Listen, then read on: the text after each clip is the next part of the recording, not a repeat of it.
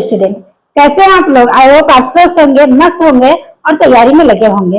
आप लोग की बहुत रिक्वायरमेंट थी कि मैम वन साइड वीडियो लाइए, वन साइड वीडियो लाइए, तो आज हम लेकर आए वन साइड वीडियो मानव जनन चैप्टर का। इसमें हम मेन टॉपिक को देखेंगे, उसके बारे में जानेंगे। चलो स्टार्ट करते हैं बिना समय गंवाए हुए। सबसे पहले देखेंगे मानव जनन परिचय। परिचय अगर हम देखें तो मानव कैसा है? भाई मानव कैसा है? सबको पता है मानव कैसा है, लेकिन मानव लैंगिक जनन प्राणी है। कैसा है? लैंगिक रूप से जन्म करने वाला प्राणी है। जनन अगर हम देखें तो जनन क्या है? सबसे पहले ये देखो, जनन अपने जैसे संतान उत्पन्न करने की प्रक्रिया को अपने जैसे संतान को उत्पन्न करने की प्रक्रिया को जन्म कहते हैं।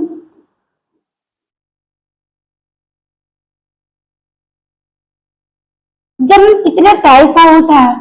तो जन्म दो टाइप के होते हैं, अलैंगिक जन्म और एक होता है लैंगिक जन्म। अलैंगिक जन्म क्या है? अलैंगिक जन्म में केवल एक ही जनक क्या करता है? भाग लेता है। लेकिन लैंगिक में नर और मादा दोनों भाग लेते हैं, तो इसको हम क्या बोलते हैं? लैंगिक जन्म। और मानव में कैसे जन्म पाए जाते हैं? मानव में भी लैंगिक जन्म पाए जाते हैं, तभी तो शादी होती है लड़का और लड़की की। तो मानव में लैंगिक जन्म पाया जाता है। सेक्सुअल रिप्रोडक्शन प्राणी है। मानव सजीव प्रजक या जरायु जो बेबी पेरेस है। तो अगर हम देखें तो एक होते हैं अंडपरजक, टू टाइप्स के प्राणी होते हैं, एक होते हैं अंडपरजक और एक होते हैं जरायुज। अंडपरजक जो अंडे देते हो,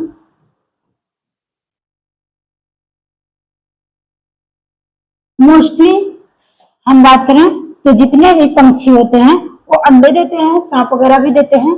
और जरायुज की अगर हम बातें करें तो जो बच्चे देते हो, जो क्या हो? जो बच्चे देते हो। ऐसे हंसते खिलखिलाते प्यारा सा बच्चा देख लीजिए, तो मनुष्य हंसता खिलखिलाता बच्चे को जन्म देता है। इसीलिए हम क्या बोलते हैं कि मनुष्य कैसा है? जरायुज है, यानी बेबी पेरेस होता है। जरायुज जिसका मतलब होता है कि मनुष्य अंडे नहीं देता, बल्कि सीधे पूर्ण विकसित हंसता खिलखिलाता बच्चे को क्या देता है? जन्म देता है। इतना समझ में आया? आगे बढ़ते हैं। पुरुष जनन तंत्र की संरचना, structures of male reproductive systems. इनमें क्या आते हैं? तो इनमें हम देखेंगे कुछ नरलैंगिक सहायक ग्रंथियां देखेंगे, उसके बाद हम इनके प्राथमिक अंग के बारे में देखेंगे। तो मनुष्य का प्राथमिक अंग है वृषण। क्या है? वृषण, जिसे हम क्या बोलते हैं? टेस्टिस। तो प्राथमिक अंग वृषण है। उसके बाद नर से लैंगिक जो होती हैं, नर लिंग सहायक मिलकाएं जो है, इनको हम देखेंगे। पहले हम इनको हिंदी में कर दें तो इनका हिंदी में कन्वर्ट करने के लिए यह है वृषण जालिका। क्या है? वृषण जालिका। और यह है शुक्रवाहिका। शुक्रवाहिका, शुक्रवाह, यह है अधिवृषण। अधिवृषण, ये रहा शुक्रवाह। ठीक, तो अगर हम बात करें कि नरलैंगिक तो नरलिंग सहायक मिलकाएं कौन से हैं? तो रोटेटोस्टेज, वासा एपिडिडाइमिस, वासा डिफरेंस। हिंदी में वृषण जालिका, शुक्रवाहिका, अर्धवृषण, शुक्रवाहक, इतने पाए जाते हैं। आगे हम बढ़ते हैं तो आगे हम देखेंगे सहायक ग्रंथियां। ऐसे श्री ग्लैंड कौन सी होती हैं? तो सेमुलर वेसल्स, जिसे हम क्या बोलते हैं? शुक्राशय। प्रोटेस्ट तो सबको पता है, प्रोटेस्ट ग्लैंड, बल्ब्यूथरल, ग्लैंड, ये सारे तो इसी में रहते हैं। इसको कंद मुक्त पथिका बोलते हैं। कंद, हाँ यही है, कंद मूत्र पथ, पथ बोलते हैं। अब इसमें हम सबसे पहले देख ले क्या चीज है फिगर में आओ। तो ये रहा मनुष्य का विषय। क्या है विषय? विषय में हम देख रहे हैं, ये है विषय। विषय के अंदर 250 पालिकाएं होती हैं और इन 250 पालिकाओं में 1 से लेकर 3 अतिकुंडलीय शुक्रजनन नलिकाएं होती हैं, नलिका होती है। अब इसमें ध्यान दीजिए, ये वीर्षण है। वीर्षण एक थैलीनुमा संरचना में स्थित होता है जिसे हम क्या बोलते हैं, स्क्रोटम बोलते हैं या वीर्षण कोष बोलते हैं। उसमें वीर्षण पाई जाती है। वीर्षण को अगर कट करके देखें तो इसके अंदर 250 पालिकाएं पाई जाती है और उन पालिकाओं के अंदर 1 से लेकर 3 अति कुंडली शुक्रजनन नलिकाएं पाई जाती है। अब बात यह होगी कि आखिर ये शुक्राणु बनता कहाँ है, तो बनता है शुक्रजनन नलिकाओं के अंदर। आगे इसकी प्रोसेस पढ़ेंगे, पहले आगे समझिए। अब इन शुक्रजनन नलिकाओं में आगे चलकर एक जाल जैसी संरचना में आती है जिसे हम क्या बोल देते हैं, विर्षण जालिका। अब विर्षण जालिका आगे 10 से 15 नलिकाओं में ओपन होती है अधिवेशन में। तो ये रहा विर्षण जालिका। अब ये जो 10-15 नलिकाएं बनती हैं इसे हम बोलते हैं शुक्रवाहिका। अब ये शुक्रवाहिका किसमें ओपन होती है, अधिवेशन में ओपन होती है और अर्धवीर्षण शुक्रवाहक में होता है, ओपन होता है। और शुक्रवाहक मूत्राशय में आता है। मूत्राशय से क्या होता है, मूत्राशय में जब आता है तो शुक्राशय नलिका से मिलता है। अब शुक्राशय में क्या होता है, शुक्राशय में फ्रेक्टोज होते हैं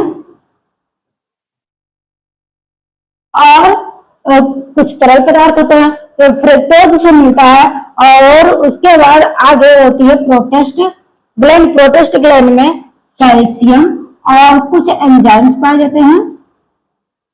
इन सारी चीजों को मिलकर क्या बनते हैं, आगे बनेगा सीमेन, इसी से बनेगा। तो जब ये शुक्राणु यहाँ शुक्राशय से होते हुए, यहाँ से शुक्रवाहक से होते हुए जाता है, शुक्राशय से मिलता है, शुक्राशय में इसको फ्रेक्टोज मिलता है, प्रोटेस्ट से इसको कैल्शियम और कुछ एंजाइम्स मिलते हैं, कुछ तरल पदार्थ मिलते हैं। उसके बाद ये रहा कंदमुक्त पथिका जिसे हम बल्बियूथेरल ग्लैंड बोलते हैं।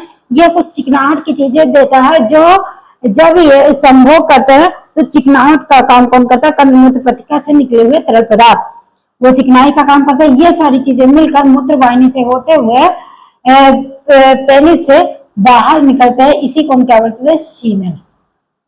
ठीक है, तो सीमेन या वीर्य किससे बनता है, तो डायरेक्टली बोल सकते हैं कि जो शुक्राशय से तरल पदार्थ फ्रेक्टोज, फिर प्रोटेस्ट से कैल्शियम, कुछ एंजाइम से कंदमुक्त पथिका से निकले हुए प्लाज्म, ये सारी चीजें मिलकर सीमेन का निर्माण करती हैं। और ये निकलती किससे है, तो मूत्र वाहिनी से बाहर निकलती है। आइए आगे पढ़ लेते हैं थ्योरी पोर्शंस। तो बाह्य जननेंद्रिय एक्सटर्नल जेनिटेलिया क्या है, जिसे हम क्या बोलते हैं, सीसन या पेनिस बोलते हैं। तो ये रहा बाह्य ज्ञानेंद्रिय मनुष्य का, जिसे क्या बोला जाता है, जिसे बोला जाता है पेनिस। ठीक, आइए आगे देखते हैं वृषण की आंतरिक संरचना, इंटरनल एनाटॉमी ऑफ टेस्टिस। प्रत्येक वृषण के अंदर लगभग 250 कक्ष होते हैं। उसके बाद इन कक्षों को वृषण पालिका टेस्टिकुलर लेवल्स कहते हैं। प्रत्येक वृषण पालिका के अंदर 1 से 3 अतिकुंडलित हाईली कोलाइड शुक्रजनन नलिकाएं होती हैं। यदि एक वृषण में 250 पालिकाएं हैं तो दोनों में मिलाकर 500 होंगी। ये तो सिंपली है, क्योंकि एक में अगर 250 पाई जा रही है तो दूसरे में क्या होंगी, दूसरे में भी तो 250 पाए जाएंगे और दोनों 250 मिलकर क्या बन जाएंगे, 500 मिल जाएंगे। कुल शुक्रजनन नलिकाओं की संख्या कितनी होती है, 250, यानी 1 से 3, यानी कुल मिलाकर यदि हम देखें तो 250 से 750 प्रति वृषण हो सकती है। आगे बढ़ते हैं, इनमें कहीं किसी को दिक्कत तो नहीं है। चलिए आगे बढ़ते हैं, आगे देखते हैं। शुक्राणु स्पर्म से इसी शुक्रजनन नलिका के अंदर बनते हैं। चलिए एक शुक्रजनन नलिका को मान लीजिए कि ये वृषण है। वृषण में क्या पाई जाती है, इनकी पालिकाएं, और इन्हीं पालिकाओं के अंदर क्या होते हैं, शुक्रजनक नलिकाएं हैं। हम एक शुक्रजनक नलिका को निकालें। अब इन शुक्रजनक नलिकाओं के अंदर दो लेयर पाया जाता है कोशिकाओं का। ये कोशिकाएं एक होती है सर्टोली कोशिका, सबसे निचली वाली होती है सर्टोली कोशिका, ऊपर पाई जाती है जर्म कोशिका। सर्टोली कोशिका काम क्या करती है, वो जर्म कोशिका को पोषण देने का काम करती है। तो यह है जर्म कोशिका। अब ये जर्म कोशिका जब पोषण पाएगा, यह है सर्टोली सेल और यह है जर्म सेल। सर्टोली सेल को हम नर्स सेल भी बोलते हैं। ये काम क्या करती है, ये इसको पोषण देने का काम करती है। किसको? जर्म सेल को पोषण देती है और पोषण देने के बाद ये धीरे धीरे मैच्योर होते हैं और शुक्राणु बन जाते हैं। ये इसका देखरेख करती है, इसीलिए हम सर्टोली को क्या बोलते हैं, नर्स सेल बोलते हैं। आइए थोड़ा सा पढ़ लेते हैं।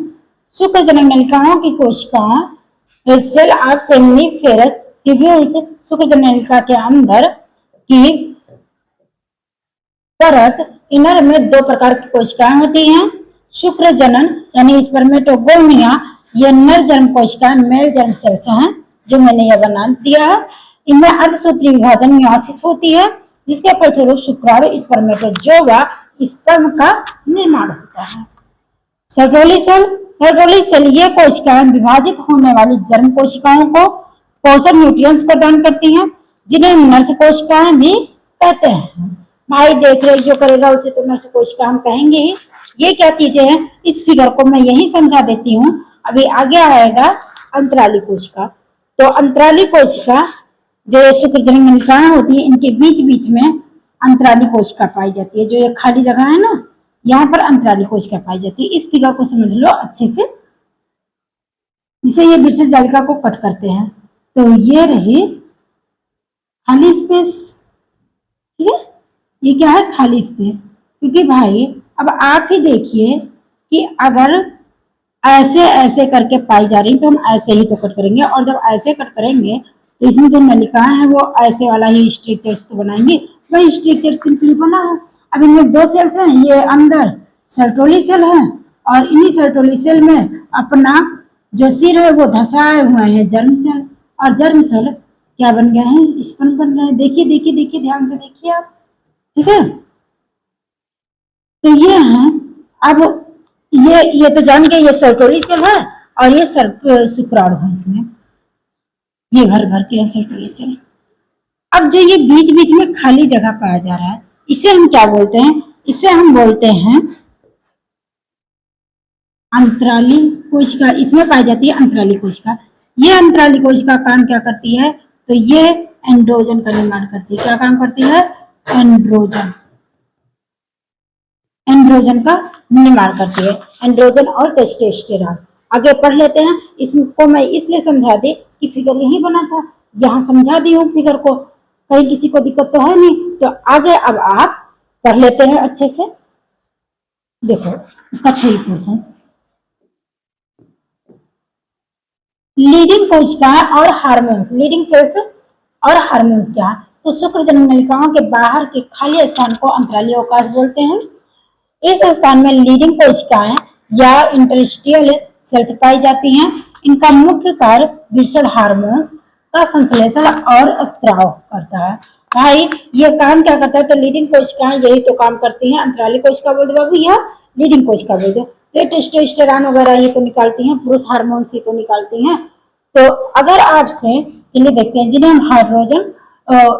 हम एंड्रोजन या मुख्य रूप से टेस्टोस्टेरॉन कहा जाता है। तो कोई पूछे टेस्टोस्टेरॉन कहाँ से निकलता है, आप डायरेक्टली बताइए कि लीडिंग सेल से निकलता है।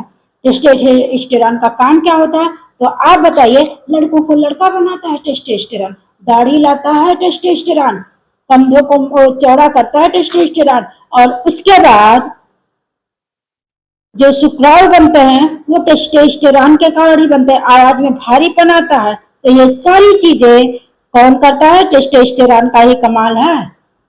यानी लड़कों को लड़का बनाता है टेस्टोस्टेरॉन। ध्यान दीजिएगा। आइए देखते हैं डीप एक्सप्लेनेशन। हाइड्रोजन पुरुष में द्वितीय लैंगिक लक्षण है, सेकेंडरी सेक्सुअल कैरेक्टर, जैसे दाढ़ी मूंछ आना, आवाज का भारी होना, शुक्राणु जनन प्रक्रिया को प्रेरित करना, टेस्टोस्टेरोन किस कोशिका से निकलता है? तो लीडिंग कोशिका से निकलता है। देखिए ये हंसते मुस्कुराते कितनी लंबी लंबी दाढ़ी, ये सारी चीजें हैं ना, तो यही लड़कों को लड़का बनाने का काम करता है टेस्टोस्टेरोन। आगे बढ़ते हैं।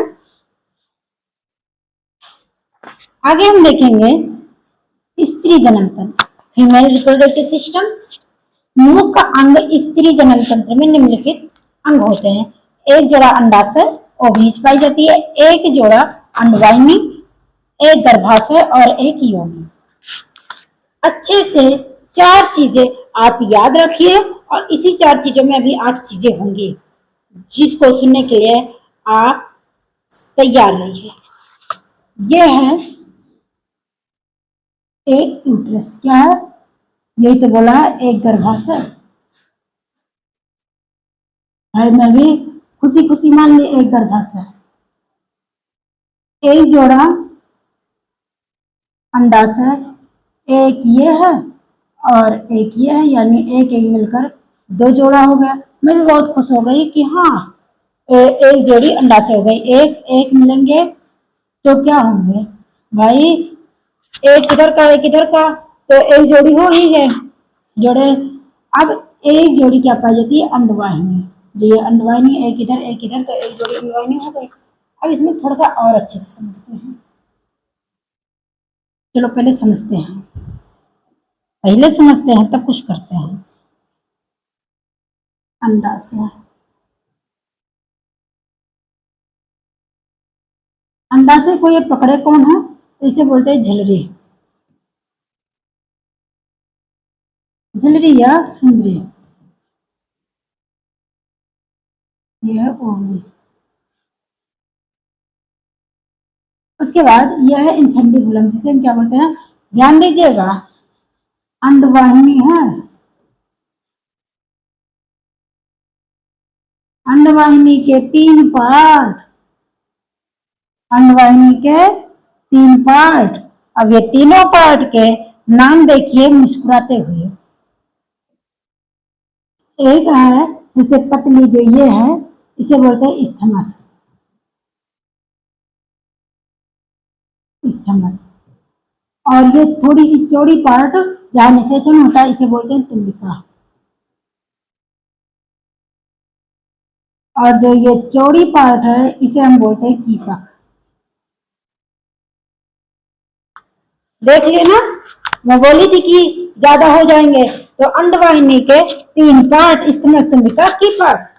ठीक, अब हम आगे बढ़ते हैं। आगे देखते हैं गर्भाशय। गर्भाशय भी भाई ऐसे नहीं है, उसके भी कितने पार्ट हैं? 3 हैं। जो अपर आप देख रहे हो ये, इस पार्ट को बोलते हैं फंडस। लिख जाओ भाई सही से, फंडस। ये बॉडी का, ये क्या है? बॉडी।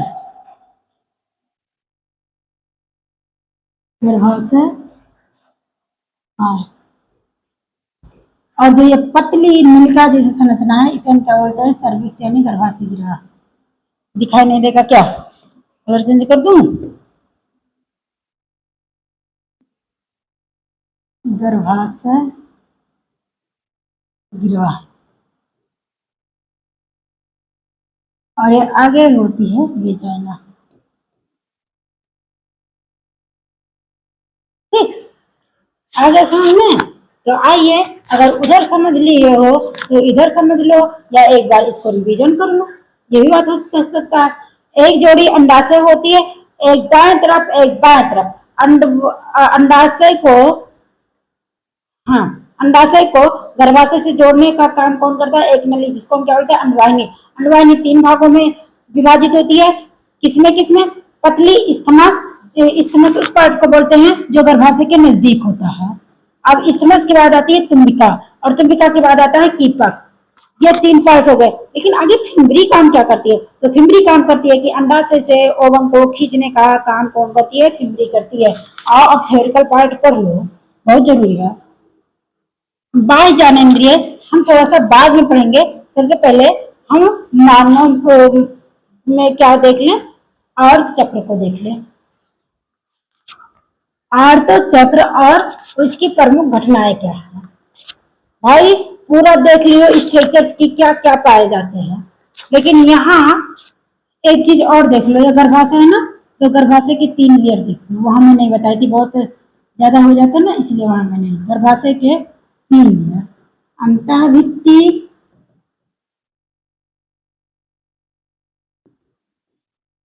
मध्यभित्ति या पेशीय भित्ति, मध्य या पेशी भित्ति, और यह है बाह्य भित्ति।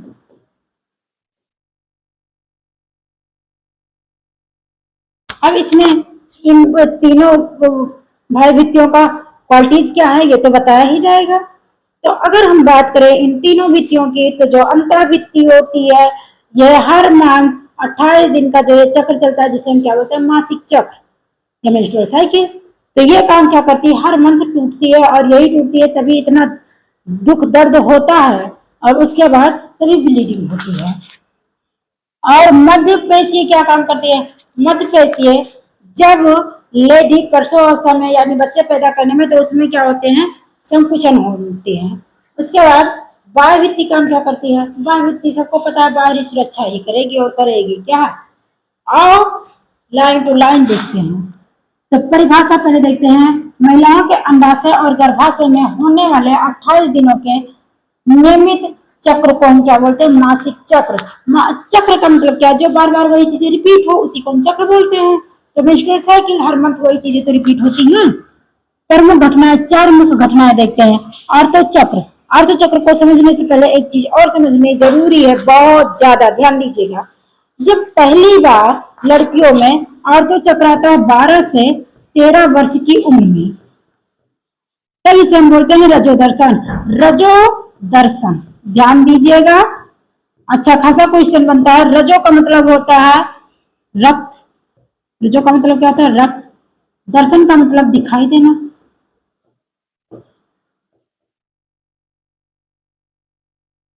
यानी जब पहली बार किसी लड़की में रक्त का दिखाई देता है, उसे हम रजो दर्शन बोलते हैं, पहली बार जब पीरियड्स आते हैं। उसके बाद जब 50 से 55, ध्यान दीजिएगा भाई, 50 से 55, किसी किसी में लिखा है, किसी में 45 से 50, तो ये आप लोग देख लीजिएगा। जब 50 और 55 की उम्र में मस्त फुर्सत में हो जाती है कि अब पीरियड्स नहीं आएंगे, तब उसे क्या होते हैं, रजो निवृत्ति, यानी हम फुर्सत पा गए, इससे निवृत्त हो गए, हाथ वाथ धुल के भैया, तब इसे हम बोलते हैं रजो निवृत्ति। यानी अगर हम वैसे देखें तो पहली बार पीरियड्स का दिखना रजो दर्शन, और सबसे लास्ट खत्म होना इसे हम क्या बोलते हैं, रजो निवृत्ति, फुर्सत। आओ अब लाइन बाय लाइन पर ध्यान देते हैं। आर्तोप्रावस्था 1 से 5, यानी ये 1 से 5 दिन तक चलती है, किसी किसी में 6-7 भी हो जाती है।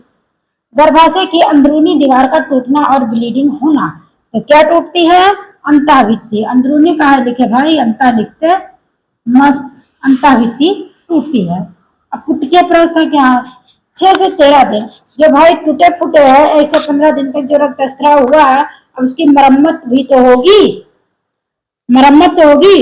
तो 6 से लेकर 13 दिन तक क्या होता है, अंडे का परिपक्वन होना और गर्भाशय की दीवार का दोबारा बनना। होता क्या है, ये सब टूट फूट जाते हैं, फिर इसकी मेंटेनिंग होती है, इसकी बनावट होती है। तो कब बनती है, तो 6 से 13 दिन।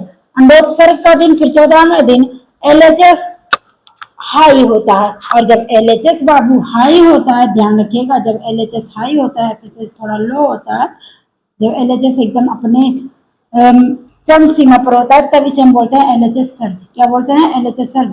कई बार एलएचएस सर्ज पूछा गया एग्जाम में, तो ध्यान दीजिएगा, जब एलएचएस सबसे हाई होता है। एलएचएस हार्मोन के प्रभाव से अंडाशय से अंड का बाहर निकलना उपजाऊ दिन कहलाता है। स्त्रावी प्रावस्था क्या है, 15 से 28 दिन तक प्रोजेस्टेरॉन हार्मोन का स्त्राव गर्भ न ठहरने पर चक्र का दोबारा शुरू हो जाना। पहले इसको समझो, इसको बड़ा गलत चीज है। 15 से 28 दिन तक गर्भाशय खूब भर भर के क्या निकलता है, प्रोजेस्टेरॉन। क्यों, क्योंकि वो बड़ा खुश रहता है। खुश क्यों रहता है, क्योंकि भाई उसको पता है कि हमारी अंडाशय जा रही है, उसको अभी कोई अच्छा हंसता खिलखिलाता सुंदर सा शुक्राणु मिलेगा। लेकिन होता ये है, और ये इसी की खुशी में भर भर के प्रोजेस्टेरॉन निकालते हैं, अंतःभित्ति मोटी हो, चिकनी हो, अच्छी खासी हो, निकालते हैं, निकालो भाई। लेकिन होता क्या है कि शुक्राणु तो मिलता ही नहीं है, और जब शुक्राणु मिलता नहीं है, बस इसी में अंडाणु को दुख दर्द होता है और वो टूट जाता है। तो ध्यान दीजिएगा कि जब निषेचन नहीं होता है तब पीरियड्स आते हैं। क्या आते हैं? तब पीरियड्स आते हैं। गर्भ न ठहरने पर चक्र का दोबारा शुरू हो जाना, फिर स्टार्ट हो जाता है। नियंत्रक हार्मोन्स को ना एफएसएच, एलएचएस, एस्ट्रोजन और प्रोजेस्टेरॉन, ये हार्मोन्स नियंत्रक होते हैं। आगे समझ में। और लड़कियों को लड़की कौन बनाता है? तो प्रोजेस्टेरॉन। प्रोजेस्टेरॉन ही लैंगिक अंगों को दिखाता है, स्तन का वृद्धि करना, आवाज पतला होना और सारी चीजें जो लड़कियों में दिखाई देते हैं वो प्रोजेस्टेरॉन करता है। ध्यान दीजिएगा, एस्ट्रोजन और प्रोजेस्टेरॉन। लड़की को लड़की को लड़की बनाने का काम करता है प्रोजेस्टेरॉन। इतनी सारी चीजें समझ में आई। तो हम अब आगे बढ़ते हैं। इसको कहते हैं कि बाद में पढ़ाएंगे, बाद में पढ़ाएंगे। अब देखते हैं स्त्री के बाह्य ज्ञानेंद्रिय को, क्योंकि वो मासिक चक्र वाला पढ़ाना बहुत इंपॉर्टेंट था। तो मैं उसके सारे प्रोसेस को समझा ही दी थी, तो इसलिए मैं उसको समझा दी थी। तो स्त्री में अगर बाह्य ज्ञानेंद्रिय, एक्सटर्नल जेनिटलिया को देखा जाए तो मोन्स प्यूबिस होते हैं। मोन्स प्यूबिस क्या है? तो स्त्री में अगर बात करें तो सबसे पहले मोन प्यूबिस, तो ये कैसी होती है? ये वसामयी उत्तक होती है जिस पर जघन सेल यानी बाल हेयर प्रेजेंट होते हैं, जिसे हम क्या बोलते हैं? मोन प्यूबिस बोलते हैं। ये देखिए, यह जघन अस्थि के ऊपर वसा उत्तकों से बनी उभरी हुई संरचना होती है। लेबिया मेजोरा क्या होता है? तो लेबिया मेजोरा, इसके नीचे दो फोल्डेड उंगली सदृश संरचना होती है। इसे हम क्या बोलते हैं? लेबिया मेजोरा बोलते हैं। योनि के बाहर स्थित त्वचा की दो बड़ी मांसल परतें होती हैं। फिर लेबिया माइनोरा क्या है? इसके नीचे झिल्ली जैसी संरचना, पतली झिल्ली जैसी संरचना पाई जाती है, जिसे हम क्या बोलते हैं? लेबिया माइनोरा बोलते हैं। आगे चलते हैं। आगे हम बातें करें तो उसके बाद आगे ये वाली चीज है क्लेक्टोरिस।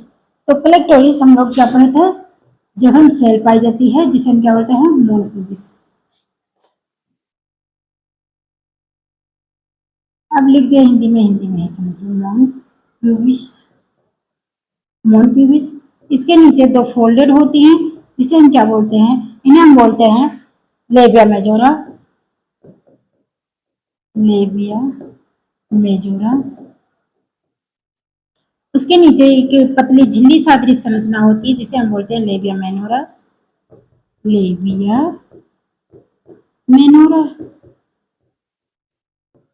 अब ये लेबिया मेनोरा जहां जाकर मिलती है वहां एक गांठ जैसी संरचना होती है, जिसे हम क्या बोलते हैं? क्लेक्टोरिस। क्या बोलते हैं? क्लेक्टोरिस। ठीक है। अब उसके बाद इसी में पाए जाते हैं दो छिद्र। एक होते हैं मूत्र छिद्र, ठीक, और एक होते हैं जनन छिद्र। ठीक, जनन छिद्र। जनन छिद्र के ऊपर एक पतली झिल्ली पाई जाती है, पतली झिल्ली होती है, जिसे हम क्या बोलते हैं? हाइमन। हाइमन। हाइमन को लेकर लोगों में बहुत ज्यादा मतभेद रहती है कि हाइमन का टूट जाना यह दर्शाता है कि लड़की कोमल नहीं है। तो ऐसा कुछ नहीं है। हाइमन तेज साइकिलिंग या अदर एक्सरसाइज वगैरह में भी टूट सकती है, तो ऐसा कुछ नहीं है। आगे आइए, इसको अब हम पढ़ते हैं लाइन बाय लाइन। क्लेक्टोरिस या लेबिया मेनोरा से मिलने के स्थान पर एक बहुत संवेदनशील छोटे अंग होते हैं। योनि का मुख, योनि का मुख या योनि का बाहरी द्वार होता है, जो आगे चलकर आंतरिक अंगों से जुड़ जाता है। मूत्र मार्ग या योनि के द्वार के ठीक ऊपर स्थित होता है, जिसे हम मूत्र यूरेनियम को बाहर करने का काम करता है। हाइमन क्या है? योनि के द्वार के ऊपर आंशिक रूप से ढकने वाली त्वचा की एक पतली झिल्ली होती है। युग्मक जनन और निषेचन हम देखेंगे। इतना समझ में आ गया? आपको कहीं दिक्कत तो नहीं है? दिक्कत होगी तो आप कमेंट बॉक्स में जरूर बताइएगा। हम अब देखते हैं युग्मक जनन और निषेचन, ये सारी चीजें क्या है। तो है क्या आखिर ये युग्मक जनन हम किसे बोलते हैं? युग्मक के बनने की युग्मक बनने के प्रक्रिया को युग्मक जनन कहते हैं। जनन कहते हैं। निषेचन क्या है? अंडाणु और शुक्राणु के मिलन को हम क्या बोलते हैं? निषेचन।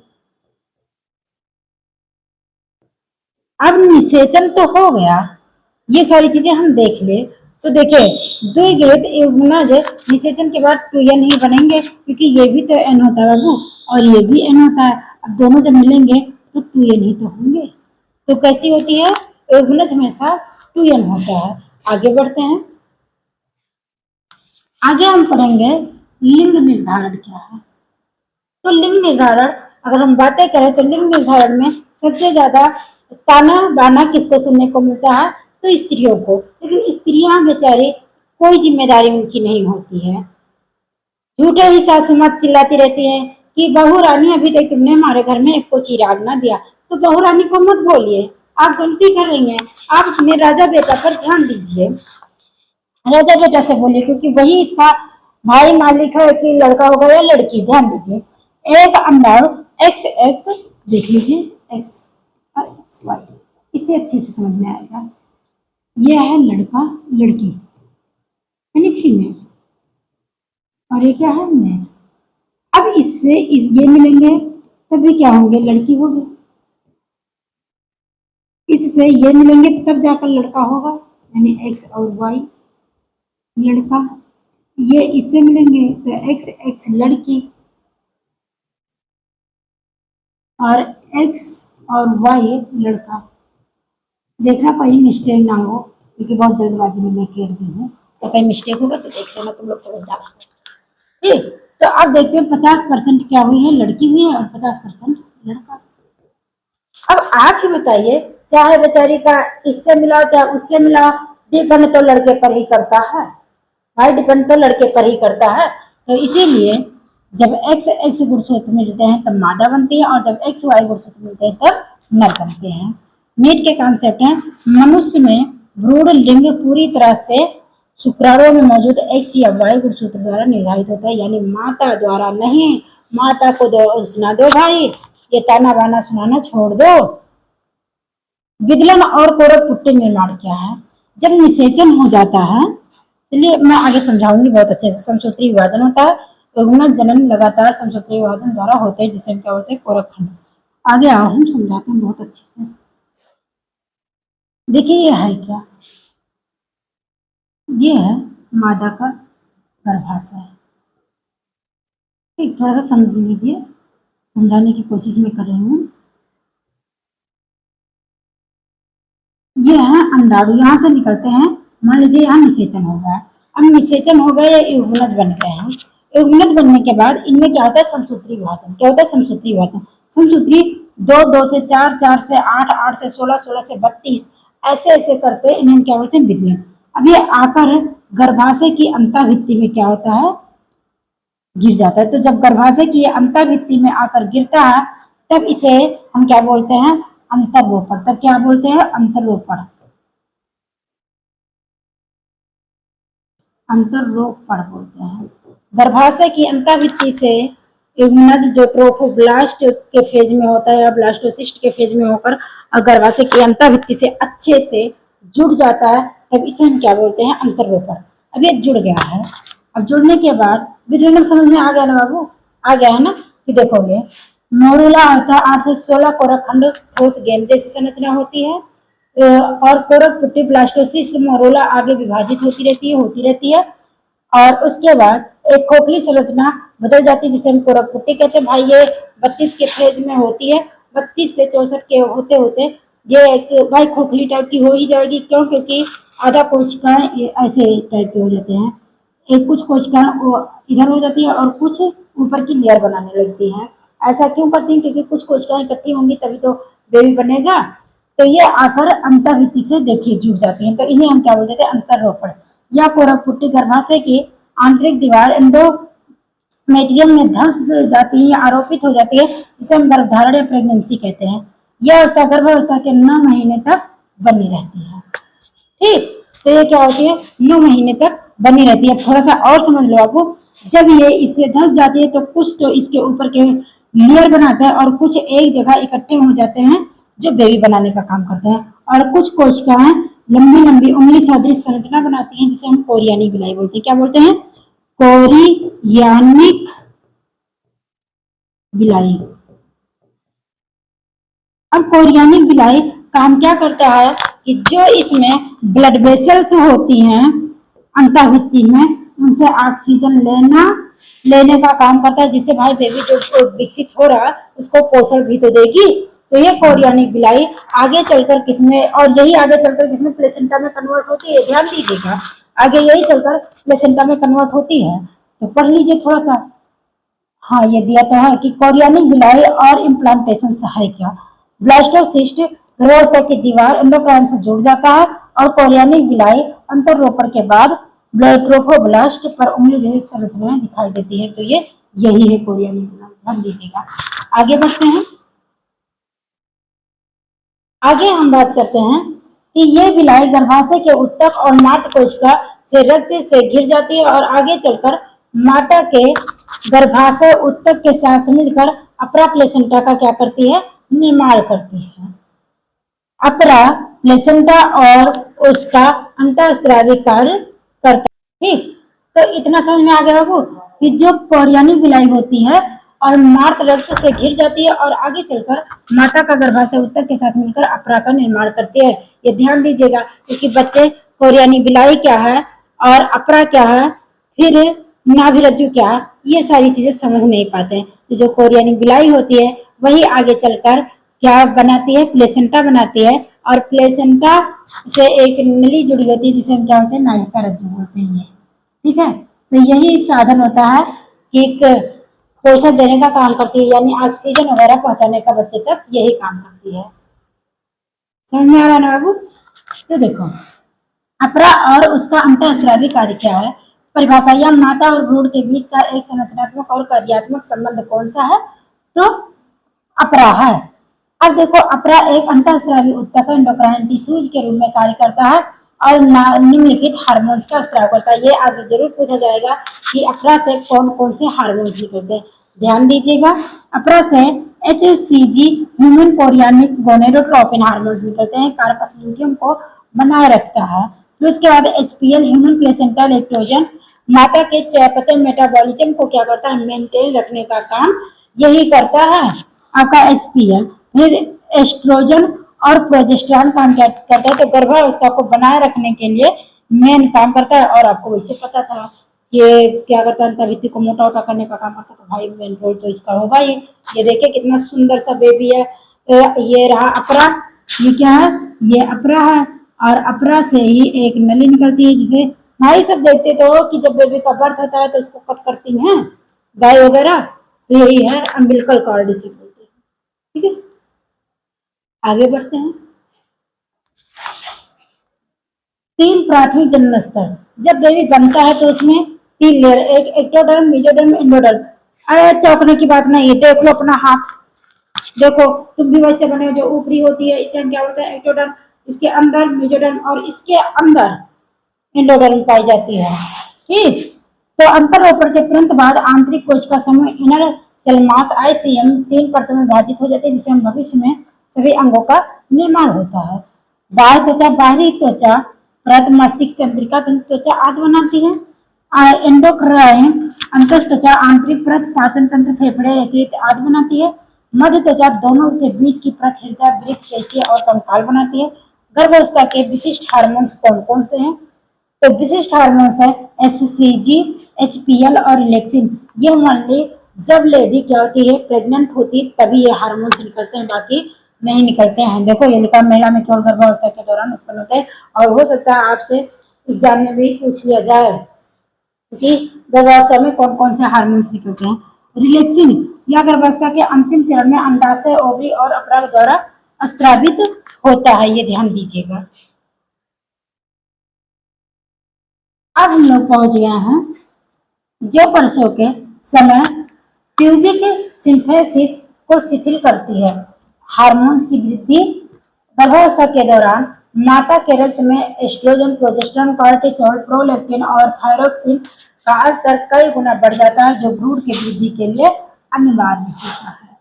सहगर्भता के विभिन्न महीनों में भ्रूण परिवर्तन क्या होता है देख लीजिए। तो गर्भकाल, जिसे हम गेस्टेशन पीरियड्स बोलते हैं, मनुष्य में गर्भकाल लगभग 9 महीने यानी 38 से 40 सप्ताह से होती 280 दिन का होता है। पहले मंथ में सबसे पहले हृदय का निर्माण होता है, जिससे हम उसकी ध्वनि सुनते हैं। दूसरे मंथ में पाद और उंगलियां बनती हैं। तीसरे मंथ में प्रमुख अंगतंत्र और जननांग, मेजर ऑर्गन्स, एक्सटर्नल जेनिटेलिया बन जाती हैं। पांचवें मंथ में सिर पर बाल और पहली गति, पहली मूवमेंट कब देखने को मिलती है, तो पांचवें मंथ में पहली बार लड़का लात मारता है। ये बात ध्यान रखिए, देख लीजिए ये प्रोसीजर सब अच्छे से देख लीजिए। ये first month, second month, third month, fourth month, fifth month, sixth month, seventh month और 9th मंथ, ये कंडीशंस होती हैं।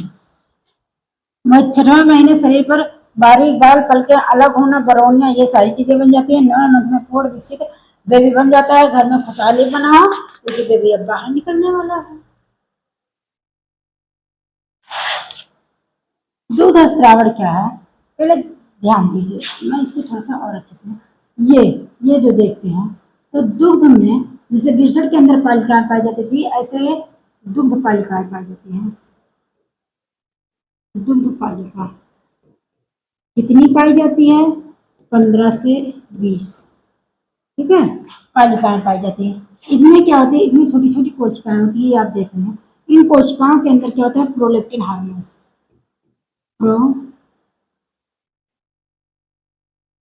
Prolactin hormones. ये प्रोलैक्टिन हार्मोन्स काम क्या करता है, दूध का निर्माण करवाता है, दूध का निर्माण करवाता है। अब दूध का निर्माण करवाता है, उसके बाद ये बहुत सारी एसेसरी डक्ट होती हैं जो इसको और बच्चे के मुंह तक पहुंचाती हैं। आप एनसीईआरटी बुक में देख लीजिएगा क्योंकि टाइम हो जाएगा जल्दी। तो ये क्या होती है, एम्पुला वगैरह होती है, फिर अस्तर नलिका वगैरह होती है, दुग्ध नलिका होती है, जो काम क्या करती हैं, इन कोशिकाओं से दूध को बाहर निकालने का काम करवाते हैं, लेग डाउन करवाने का काम करते हैं, तो बाहर स्त्राव करवाने का काम करवाते हैं। स्त्रावित ऑक्सीटोसिन करवाता है, कौन करवाता है, ऑक्सीटोसिन।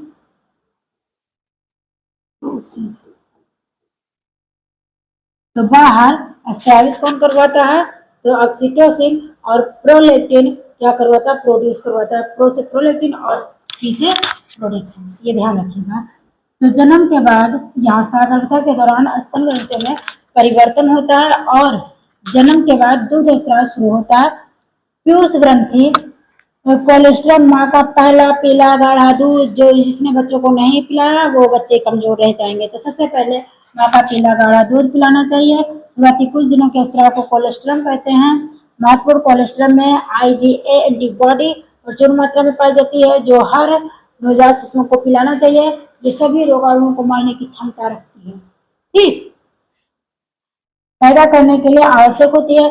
शॉर्ट ट्रिक्स से याद रखिए, HHR यानी HCG, HPL, रिलैक्सिन केवल प्रेगनेंसी वाले हार्मोन्स होते हैं।